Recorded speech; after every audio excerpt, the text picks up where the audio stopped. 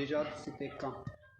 Bon, depuis que j'étais à la MACA, il y a eu 2 tentatives d'empoisonnement contre ma personne.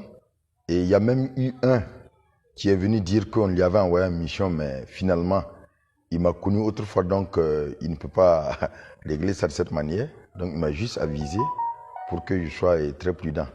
Mais après, j'ai eu des velléités d'une opération au cours de laquelle on allait profiter de m'éliminer à la MACA. Et voilà, et je sens qu'il y a certains qui étaient au courant et certains éléments qui n'étaient pas d'accord et qui ont demandé quand même, en cas de cas, ben, il faut qu'ils soient dans le lot pour pouvoir, voilà, et me sécuriser. C'est tout ce que je sais. Maintenant, j'ai compris que l'objectif, depuis que j'ai été libéré, c'était que je me promène dans la ville, voilà, pour qu'on puisse finaliser le plan. Et il y a des drones qui ont survolé ma résidence depuis que je suis là, pendant au moins 4 ou 5 jours, tous les matins à 4 heures. Les enfants ont même pris des photos, 3 drones à la fois, et ces drones étaient armés. On peut bien se demander quel était l'objectif de ces drones armés.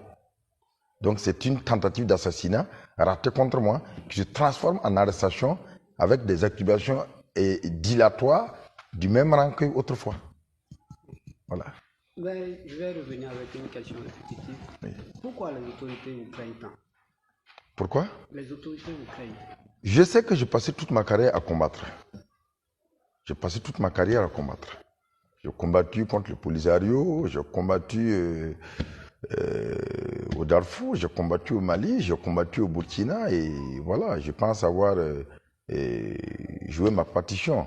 Est-ce que c'est ça qui est craint par les autorités? En tout cas, je ne suis pas un terroriste et beaucoup peuvent témoigner que je me suis battu contre les terroristes et je me suis battu pour le Burkina Faso.